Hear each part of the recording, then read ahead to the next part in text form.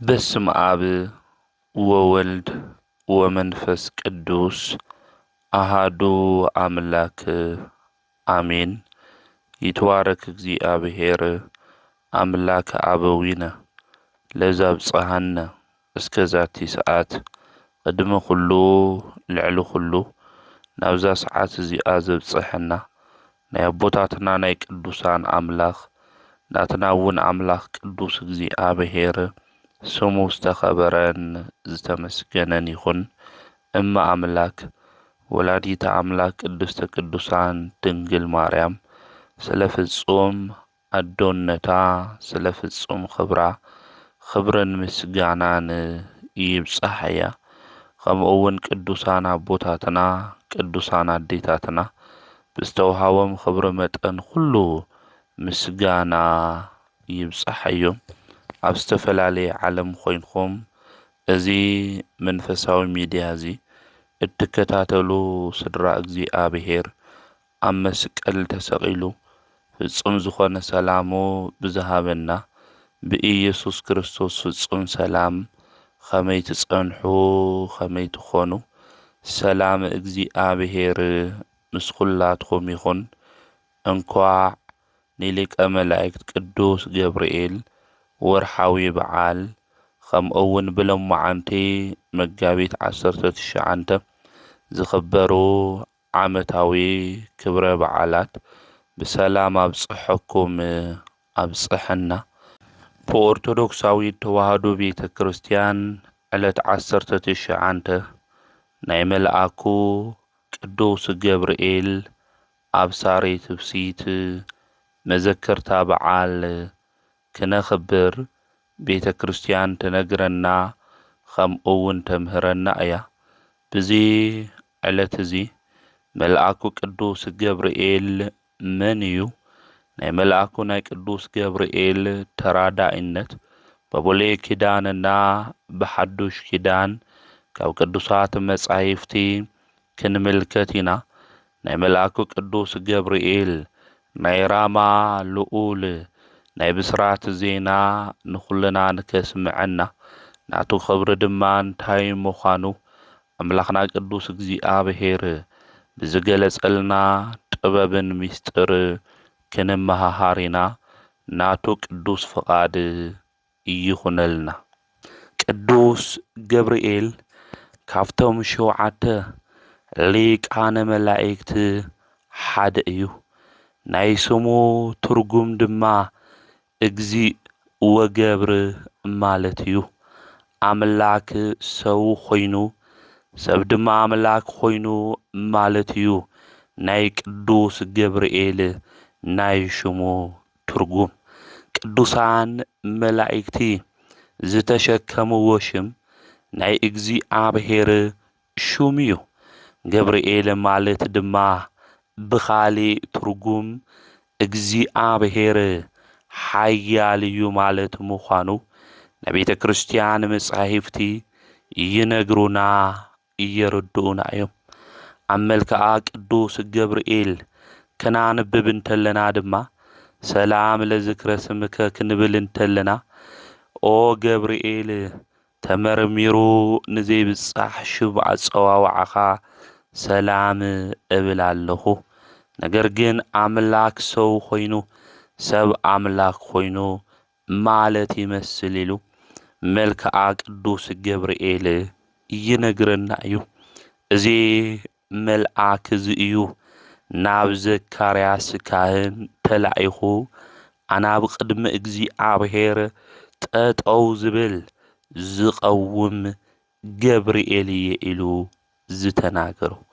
ቅዱስ ገብርኤል ናይ ጎይታና መድሓኒትና ኢየሱስ ክርስቶስ ምምጻእን ሰብ ምዃንን ንምንጋር ንተልእኮ ናይ ሓጎስ ናይ ብስራት ዜና ዘበሰረ ቅዱስ ገብርኤል እዩ። ብዲያብሎስ መጻወዲ ተንኰል ኣትዮም ንዝተሰናኸሉ ሰባት ፈጢኑ ቀልጢፉ ዝሕግዝ መልአክ እዩ። ብጸልማትን ብሞት ጽላለቱን ውሽጥን ዝነብሩ ሁሉ ፋና ብርሃን ዘብርህ ቅዱስ ገብርኤል እዩ።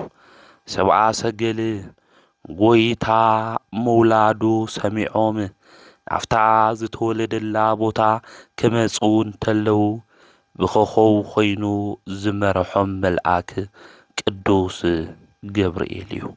ካብ ቀደም ጀሚሮም ቅዱሳን ነቢያት ካብ እግዚኣብሔር ተልኢኾም መንፈስ ቅዱስ እናናገሮም ስለ ናይ ክርስቶስ ናውዚ ዓለም እዙ ምምጻእ ካብ ጽዮን ድማ ከም ዝወፅእ ናይ ያዕቆብ በደል ድማ ዘርሕቕ ጐይታ ከም ዝውለድ ናይ ትንቢት ቃል ተናጊሮም እዮም።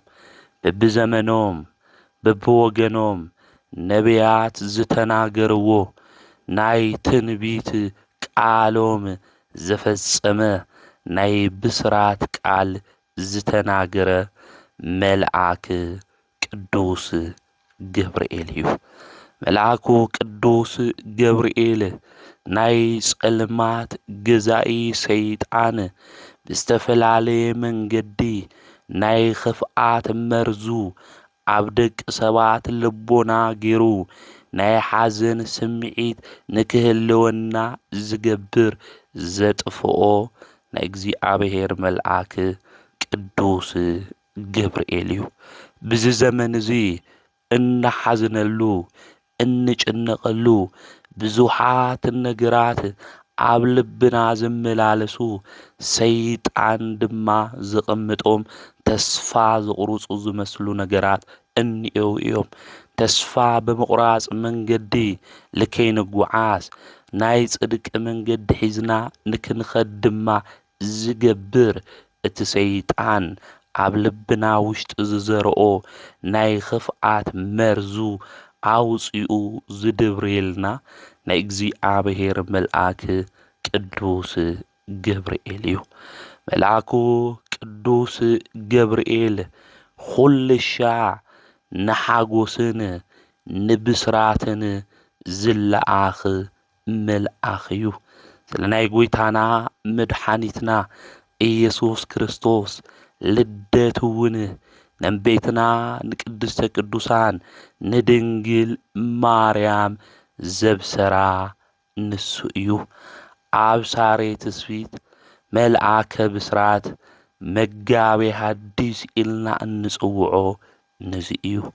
ናብ ቤትና ናብ ቅድስተ ቅዱሳን ናብ ድንግል ማርያም ኸይዱ ኣመስጊኑ ናይ ኽብሪ ሰላምታ ድማ ሂቡ ጐይታ ካብኣ ከም ዝውለድ ዝተናገረ ኣብ ሳሬ ትስፊት ንሱ ቅዱስ ገብርኤል እዩ።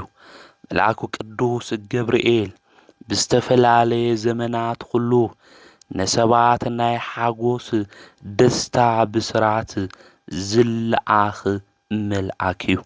እዚ መልአክ እዚ ኣብ ሓዘን ውሽጢ ንዘለና ዕለት ዕለት እዝንና ናይ ሞት ነገር ዝሰምዕ ዘሎ ቅዱስ ገብርኤል ካብ እግዚኣብሔር ተላኢኹ እቲ ዝሓለፈ ዘመን ዝበኸኹምሉ ዝሓዘንኹምሉ ዘመን ይኣኽለኩም ኢሉ መልአከ ብስራት ቅዱስ ገብርኤል ናብ ኲላትና መጺኡ ሓዘንና ብሓጐስ ከም ዝተቐየረ ከብስረና ንኣምላኽና ናይ እግዚኣብሔር ቅዱስ ፍቓድ ይኹነልና። ቅዱስ ገብርኤል ካፍቶም ካልኦት መላእክቲ ተፈልዩ መላእክቲ ኣብ ዝተፈጠረሉ ጊዜ ኣምላኽና እግዚኣብሔር ተሰዊርዎም ነይሩ። ኣብዚ ጊዜ እዚ መኑ ፈጠረነ እናበሉ ይሓቱ ነበሩ። ሳጥናኤል ድማ ኣነ ፈጢሮኩም ኢሉ ብትዕቢትን ብሓሰቱን ድማ ተናግረ። ኣብዚ ጊዜ እዚ ቅዱስ ገብርኤል ኣምላክና እስካብ ንፈልጥ ኣብ ዘለናዮ ጸኒዕና ጠጠው ንበል በለ። ንቁም በበህላዊነ እስከ ንረክቦ ኣምላክነ ብምባል መላእክቲ ዘረጋግዐ መልአክ እዩ ቅዱስ ገብርኤል። እዚ ንመላእክቲ ዘረጋግዐ ቅዱስ ገብርኤል ኣብዚ ዘመን እዚ ምርግጋዕ እምቢ ኢልና ሓሳባትና ተበቲኑ እንኸዶ መንገዲ እኳ ዘይንፈልጥ ዘለና መልአኩ ቅዱስ ገብርኤል ናብ ኩልና መጺኡ ንካረጋግዐና ቅዱስ ፍቓዱ ይኹነልና ንኣምላኽና እግዚኣብሔር። ቅዱስ ገብርኤል መላእክቲ ካብ ምህዋኽ ካብ ምርባሽ መንፈስ ንክወፁ ዘረጋግዖም እዩ። ኣብዚ ግዜ እዚ መን ኣሎ ዘይህውኽ? ኣብዚ ግዜ እዚ መን ኣሎ ዘይርበሽ?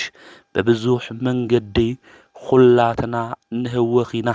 በብዙሕ መንገዲ ድማ ኩልና እንጭነቕ ኢና። መልአኩ ቅዱስ ገብርኤል ኣብ ሳሬት ትፍሲት ኣረጋጋዒ መልአክ ድማ ናብ ኩልና መጺኡ ይረጋግዐና። ቅዱስ ገብርኤል ናይ መጀመርያ ናይ ተዋህዶ ሰባኺ እዩ። ምኽንያቱ ካብ ፍጥረታት ኣቐዲሙ ኣምላኩ ፈሊጡ ስብከት ዝጀመረ መልአክ እዩ። ብዚ ምኽንያት እዚ እውን እዩ ንቤትና ንቅድስተ ቅዱሳን ድንግል ማርያም ከብስር ዝተገብአ ምዃኑ ሊቃውንተ ቤተ ክርስቲያን ዝነግሩና ንመላእክቲ ስለ ዘረጋግዖም። ኣብቲ ግዜ እሱወ ንስኻ ኢኻ ሳጥናኤል ፈጢርኻና ኢሎም ፍጡር ኣምላኽና እዩ ኢሎም ምስኡ ዝኸዱ ናይ ኣጋንንቲ ሰራዊት ነይሮም እዮም። ቅዱስ ገብርኤል ግን ንሱ ኸማና ፍጡር እዩ። ስለዚ ኣምላኽና እስካብ ዝግለጽ ኣምላኽና እስካብ ንረኽቦ ኣብ ዘለናዩ ንጽናዕ ስለ ዝበለ ነገረ ስጋዌ ንድንግል ማርያም ከብስር ዓዲልዎ እዩ።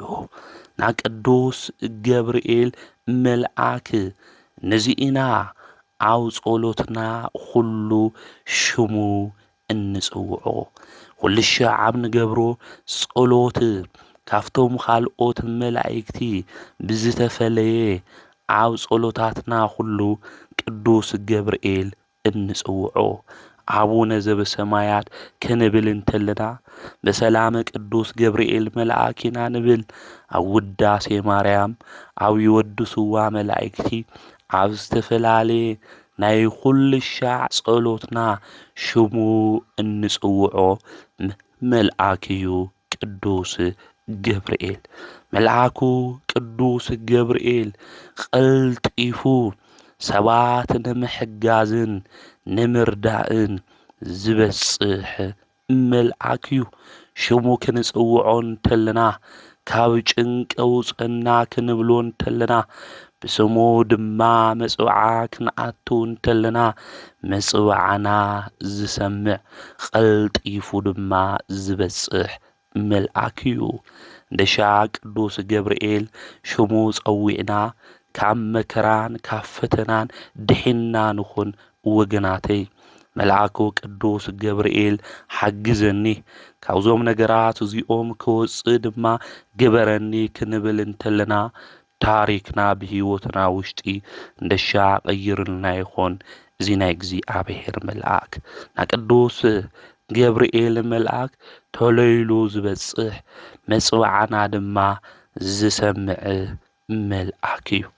ቤትና ቅድስተ ቅዱሳን ድንግል ማርያም እውን ካፍቶም ካልኦት መላእክቲ ኣብሊጻ መልአኩ ቅዱስ ገብርኤል ከም ትፈትዎ ብድርሳነ ገብርኤል ተጻሒፉ ንረኽቦ ኢና። ኦ ሕዋተይ ቤትና ድንግል ማርያም ካብ መላእክቲ ሁሉ ኣብሊጻ ቅዱስ ገብርኤል ከም ትፈትዎ ተመልከቱ። ናይ ወዳ ናይ ኢየሱስ ክርስቶስ ካብ ኣብ ምውላድ ዘበሰራ ንሱ እዩ እሞ ይብለና ኣብ ድርሳን ገብርኤል ዘህዳር ማለት እዩ።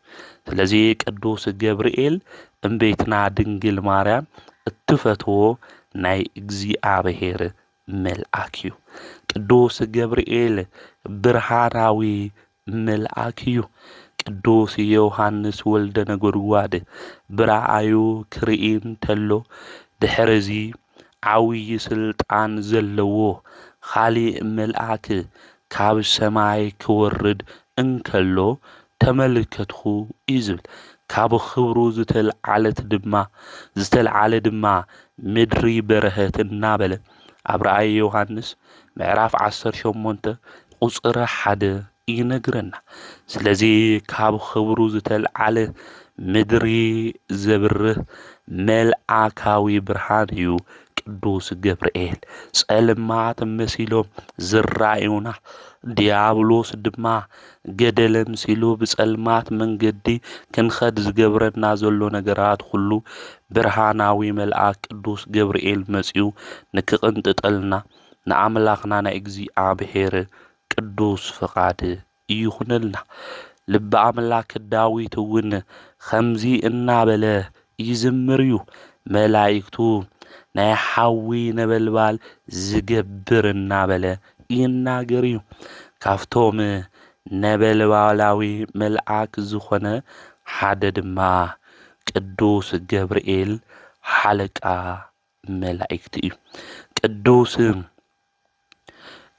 ዮሐንስ ብራእዩ ክርኢ እንተሎ ድማ ስለ ቅዱስ ገብርኤል ሓያል መልአክ ምዃኑ ክናገር እንተሎ ኣብዚ ኣብ ራእይ ዮሐንስ ምዕራፍ 10 ክናነብብ እንተለና ሓያል መልአክ ምዃኑ ይነግረና እዩ፣ ይርድአና እዩ። ድሕርዚ ካሊእ መልአክ ብርቱዕ መልአክ እዩ ዝብል። እቲ መልአኽ ብርቱዕ ምዃኑ ይነግረና። ደመና ተወንዚፉ ካብ ሰማይ ክወርድ እንተሎ ረኣኹ። ኣብ ልዕሊ ርእሱ ከዓ ቀስተ ደመና ነበረ። ገጹ ድማ ከም ፀሓይ ብሩህ ነበረ። ኣእጋሩ እውን ከም ዓምዲ ሓዊ ነበራ። ሓንቲ ንእሽተይ ቅልዕቲ መጽሓፍ ኣብ ኢዱ ሒዙ ነበረ። የማነይቲ እግሩ ኣብ ባሕሪ ጸጋመይቲ እግሩ ድማ ኣብ ምድሪ ረገጸ። ከም ዝጓዝም አንበሳ ከዓ ብርቱዕ ድምፂ ኣስምዐ እዩ ዝብል። እዚ መልአክ እዚ ብርቱዕ ምዃኑ ሓያል ምዃኑ ይነግረና። ብሓደ እግሩ መሬት ዝረግጽ፣ ብሓደ እግሩ ባሕሪ ድማ ዝረግጽ፣ ኣብ ልዕሊ ርእሱ ቀስተ ደመና ዘለዎ፣ ገጹ ድማ ከም ፀሓይ ብሩህ ዝኾነ መልአክ ሓያል መልአክ ንሱ ቅዱስ ገብርኤል እዩ። መልአኩ ቅዱስ ገብርኤል ናይ መላእክቲ ሓለቃ እዩ።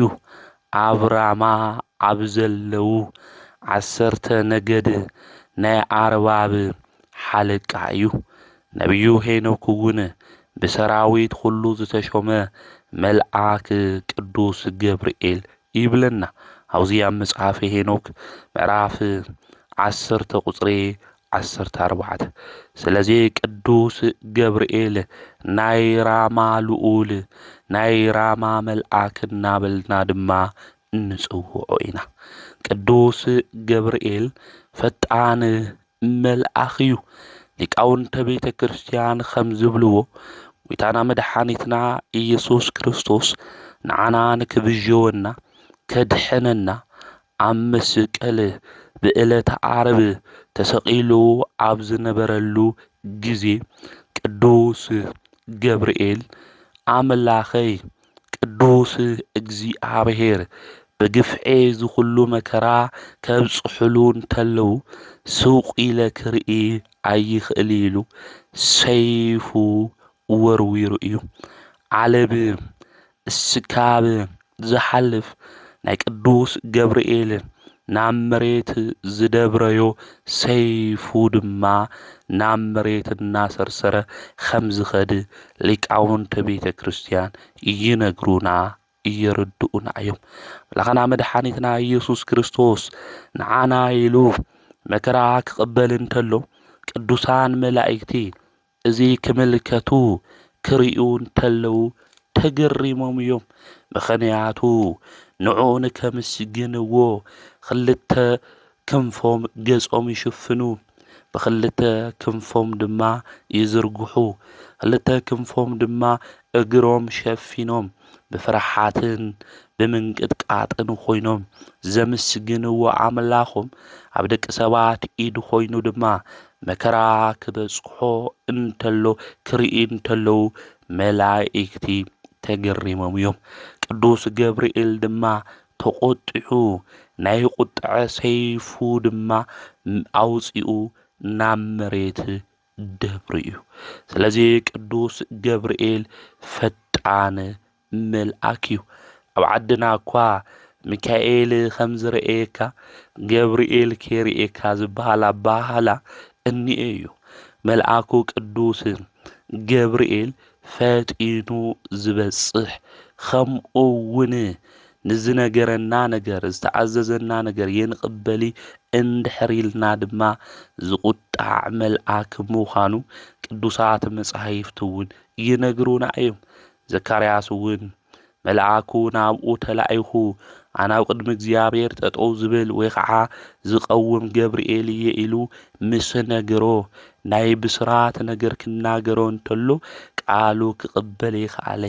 ቃሉ ክቅበል ብዘይምኽኣሉ ድማ ዘይትናገር ኹን ኢልዎ ኸይዱ እዩ ማለት ስለዚ ቅዱስ ገብርኤል ብኣማንያን ከይቀረየ ዝፍራሕ መልአክ እዩ ማለት እዩ ስለዚ ቅዱስ ገብርኤል ኣምላኹ ክስቀል እንተሎ ብቁጥዐ ሰይፉ ታይ ዝገበረ እዩ ሰይፉ ናብ ምድሪ ዝደብረ ፈጣን መልአክ እዩ ቅዱስ ገብርኤል ቅዱሳን ሰማዕታት ገሎም ንክፍጽሙ በሓዊ ውሽጢ ንክሓልፉ ተጋድልኦም ድማ ንክውድኡ ዝሕግዝ መልአክ እዩ ኣብ ትንቢተ ዳንኤል ምዕራፍ 3 ክናነብብ እንተለና አናንያ አዛርያ ሚሳኤል ኣብቲ ዘመን እሱ ንዝነበረ ንጉስ ጠጠው ንዛበሎ ጣዖት ድማ ኣይንሰግድን በሉ ንጣዖታት ኣይንሰግድን ስለዝበሉ ድማ ናብ ሓዊ ነበልባል ክትኣትዉ ኢኹም ተባሂሎም እዮም ንሳቶም ድማ መላኽና ቅዱስ እግዚአብሔር ክሕድን ንስኻ ናብዚ ጠጠው ናብ ዛበልኻዮ ጣዖት እንታይ ንገብርን የንሰግድን ኣምላኽና ቅዱስ እግዚአብሔር ኢና ነምልኽ ኢሎም እዮም ተናጊሮም ኣብዚ ግዜ እዚ ንጉስ ተናዲዱ ናፍቲ ዝነበረ ሓዊ ድማ ደብሪዎም እዩ መልአኩ ቅዱስ ገብርኤል ፈጣን መልአክ ነበልባላዊ መልአክ ብርቱዕ መልአክ ናይ ብስራት ዜና ዝናገር መጋቢ ሐዲስ መጺኡ ኣድሒንዎም እዩ ለኽና ቅዱስ እግዚአብሔር ንዝኣመንዎ ንሽሙ ድማ ተሸኪሞም መከራን ዝቕበሉ ቅዱሳን ብዚ መንገዲ እዚ ካብ መከራ ሁሉ ዝሕልፍ ዝተኣመነ ሕያዋይ ጓሳ እዩ መላኽና ቅዱስ እግዚአብሔር ስለዚ ዞም ሰለስተ ህፃናት እዚኦም ካብቲ ሓውሱ ንክድሕኑ ዝተልኣኸ ዘድሕኖ መልአክ ድማ ቅዱስ ገብርኤል እዩ ከምኡውን መልአኩ ቅዱስ ገብርኤል ክርስቶስ ክስደድ እንተሎ ናብ ስደት ድማ ከም ዝኸድ ከምኡውን ካብ ስደት ከም ዝምለስ ንክናገር ዝተልኣኸ መልአክ እዩ ኣብዚ ኣብ ማቴዎስ ወንጌል ምዕራፍ 2 ከምኡውን ኣብ ሉቃስ ወንጌል ምዕራፍ 2 ይነግረና እዩ ቅዱስ ገብርኤል ናይ እግዚአብሔር ኣገለጋሊ እዩ ነዚ ድማ ኣነ ኣብ ቅድሚ እግዚአብሔር ጠጠው ዝብል ዝቀውም መልአክ ቅዱስ ገብርኤል እየ ኢሉ ዝተናገረ ቅዱስ ገብርኤል ኣብ ቅድሚ እግዚአብሔር ዝቀውም ኢሉ ክናገር እንተሎ ንእግዚአብሔር ገጽ ሃልይዎ ማለት ይኹነይ። ነገር ግን ቅዱስ ገብርኤል ኣብ ቅድሚ እግዚኣብሔር ጠጠው ዝብል ዝቐውም መልአክ እዩ ክንብል እንተለና ምንም ግዜ ካብ እግዚኣብሔር ዘይፍለይ ምዃኑ ከምኡ እውን ኣማላድነቱ ንምግላጽ እዩ። ቅዱስ ገብርኤል ምእመናን ዝሕልው መልአኽ እዩ። ኣብ መንገድኻ ንክሕልወካ መልአከይ ኣብ ቅድሜኻ ክልእኽየ ኢሉ እግዚኣብሔር ኣብ ኦሪት ዘፀአት ምዕራፍ 23 ቁፅሪ 20 ዝተናገረ ኩሉ ኣብ መንገድና ኩሉ ሰይጣን ብዛዳለዎ መጻወዲ ጉድጓድ ውሽጢ ኣቲና ንከይንቐሪ ኣብ መንገድና ኩሉ ዝሕልወና መልአክ እዩ ቅዱስ ገብርኤል። እሞ እውን ልበ ኣምላክ ዳዊት ኣብ መንገድኻ ኩሉ ንክሕልውኻ መላእክቱ ስለ ንዓኻ ክእዝዞም እዩ ዝብል ቃል ንረክብ ኢና። እግርኻ ብእምኒ ንከይሰናኸል ብኢዶም ከልዕሉኻ እዮም ኢሉ ይናገር እዩ። ስለዚ እግርና ብእምኒ ንከይሰናኸል ብኢዶም ድማ ዘልዕሉና ቅዱሳን መላእክቲ እዮም። ካብዞም ቅዱሳን መላእክቲ ሓለቃ መላእክቲ ዝኾነ ድማ ቅዱስ ገብርኤል እዩ። ናይ እግዚኣብሔር መልአክ እግዚኣብሔር ኣብ ዝፈርሑ ቦታ ይሰፍር የድሕኖም እውን ኢሉ ቅዱስ ዳዊት ተናጊሩ እዩ።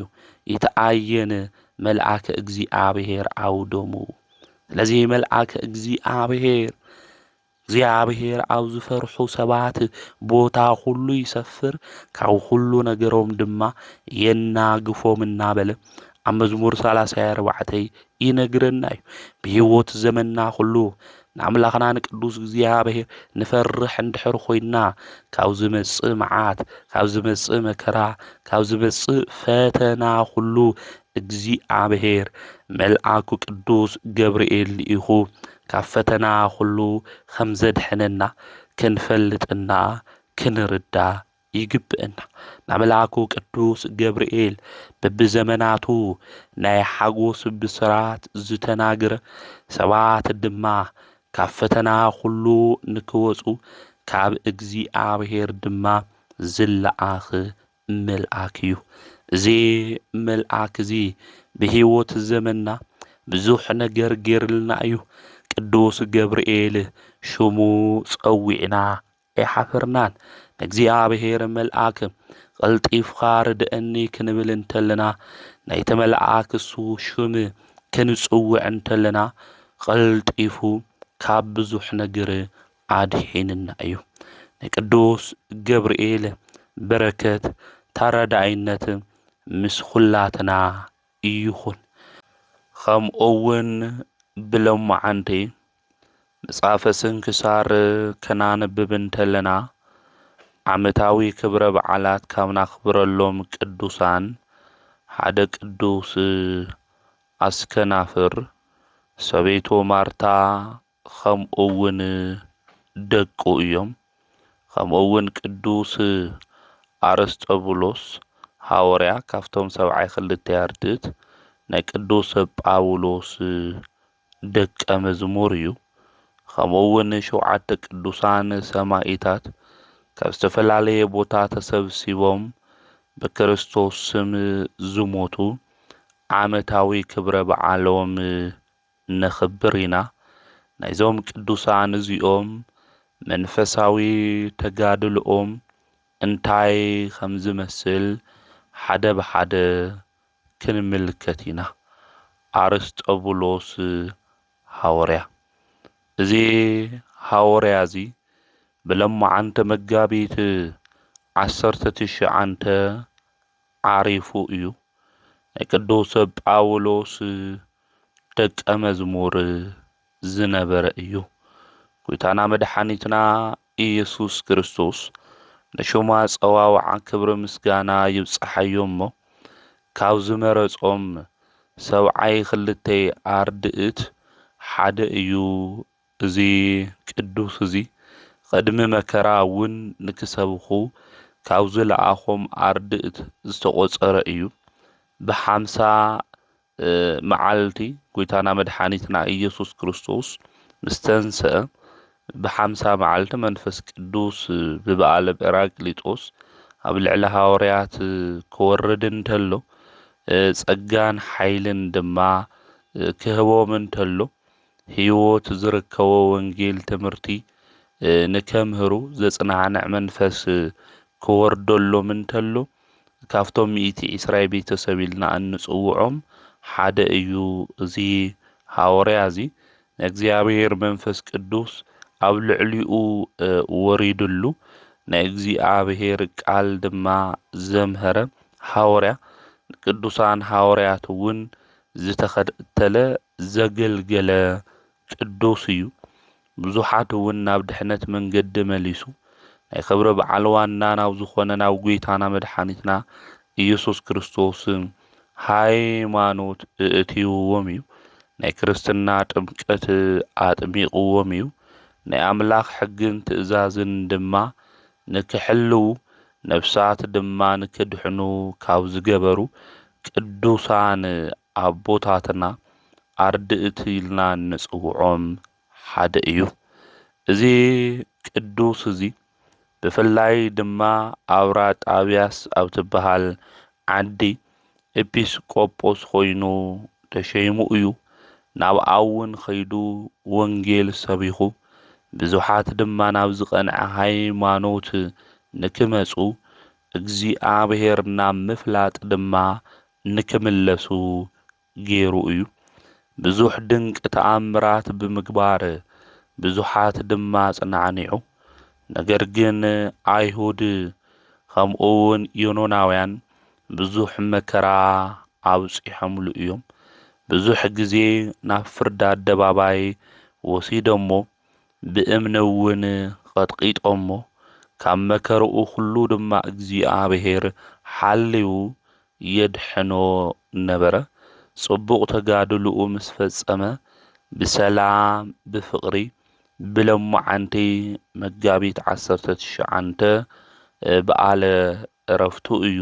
እዚ ቅዱስ እዚ ቅዱስ ጳውሎስ መልእኽቱ ክጽሕፍ እንተሎ ምስኡ ድማ ዘገልግሎ ከም ዝነበረ ኣብ መልእኽቱ ስለዚ ቅዱስ እዚ ቅዱስ ጳውሎስ ጽሒፉ እዩ።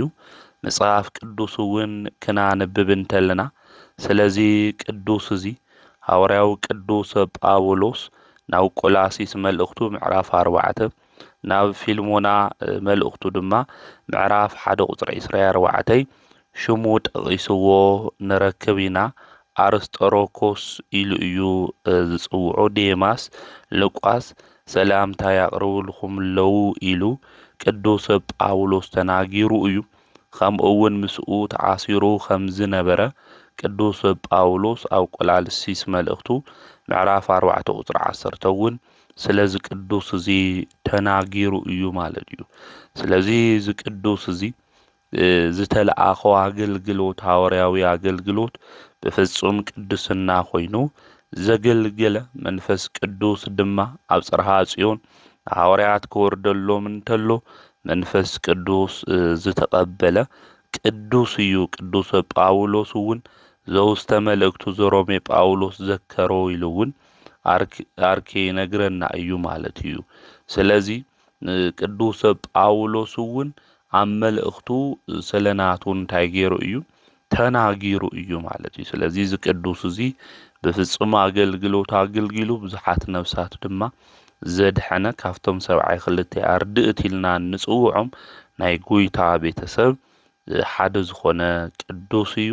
ናይዚ ቅዱስ እዚ በረከቱ ረድኤቱ ኣማላድነቱ ምስ ኩልና ህዝበ ክርስቲያን ይኹን።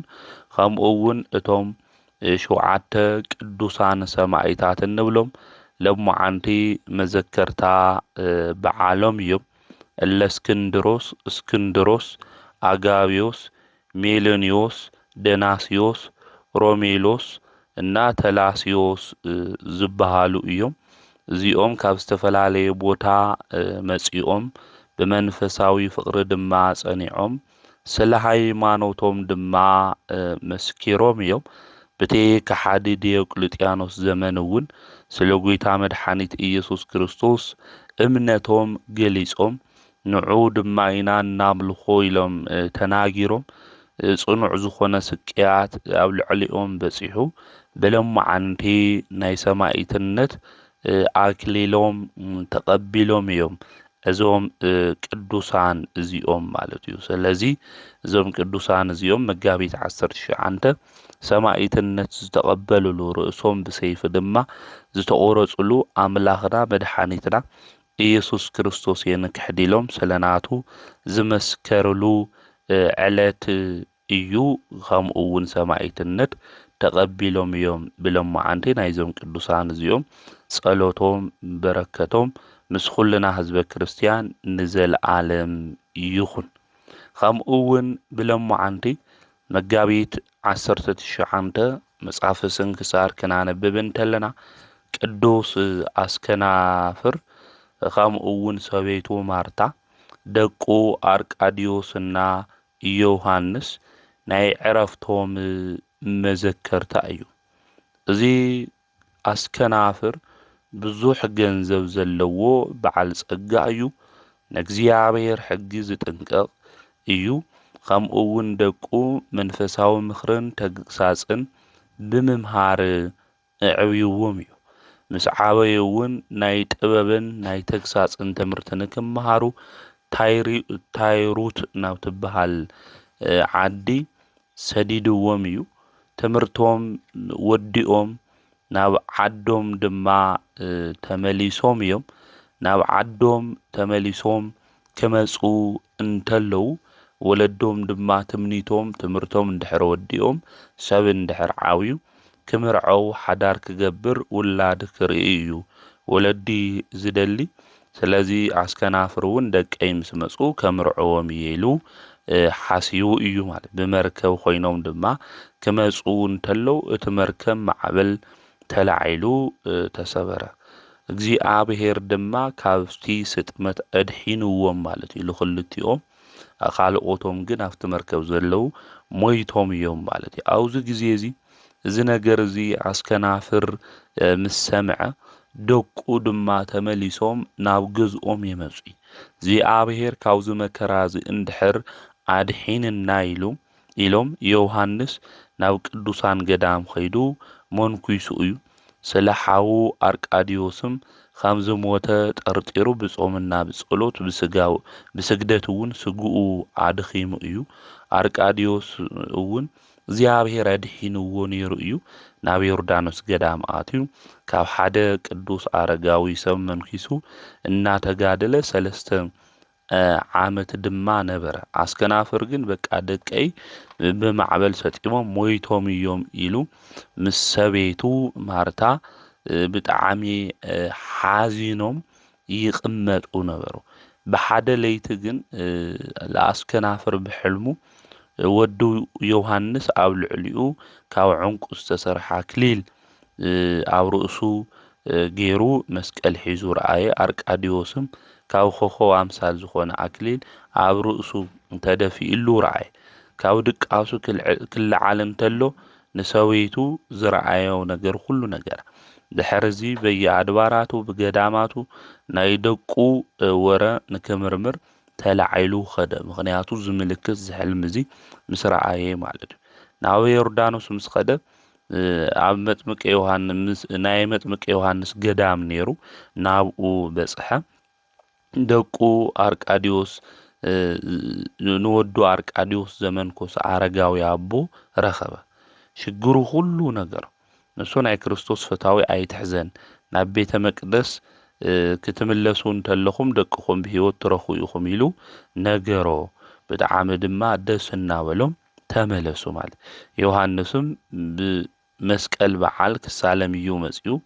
አረጋዊ ዝኾነ አቦ ድማ ንአርቃዲዮስ ሓውኻ መጺእኒኦ ተራኸቦ ኢልዎ። ምክንያቱ ክልቲኦም ትመርከብ ተሰይሩ ትፈላለዩ እንተለዉ ናብ ዝተፈላለየ ቦታ እዮም ኸይዶም ማለት እዩ። ትመርከብ ትስበር ተሎ ሓደ ናብ ካሊእ ደሴት እዩ ኸይዱ እቲ ሓደ እውን ላብ ካሊእ ቦታ እዩ ኸይዱ ማለት እዩ። ምክንያቱ ዮሃንስ እውን ሓወይ ኣርቃዲዎስ የለይሉ እዩ ዝሓስብ፣ ኣርቃዲዎስ እውን ሓወይ ዮሃንስ የለይሉ እዩ ዝሓስብ። እግዚኣብሔር ግን ኣራኺብዎም፣ ምስ ተራኸቡ ድማ እናበኸዩ ተሰዓዓሙ ማለት እዩ። ድሕር እዚ ኣረጋዊ ኣቦ ንወለዱ እውን ኣረጋጊዕዎም ስለ ዝነበረ ናይ ምንኩስና ክዳኖም እውን ተኸዲኖም እዮም ነይሮም። ድሕር እዚ ኣስከናፍር ሰወይቱ ደቁ ብሓደ እውን ተራኺቦም ብጣዕሚ ድማ ደስ ኢልዎም። ድሕር እዚ ደቅና እኳ መኒኖም እዮም ኢሎም ማርታም ከምኡ እውን ኣስከናፍር ናብ ገዝኦም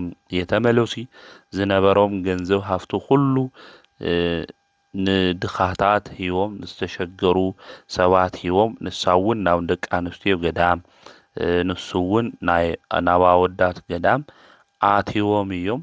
ኣብቲ ገዳም ውሽጢ ኣትዮም ብጸሎት እውን ተወሲኖም እዮም።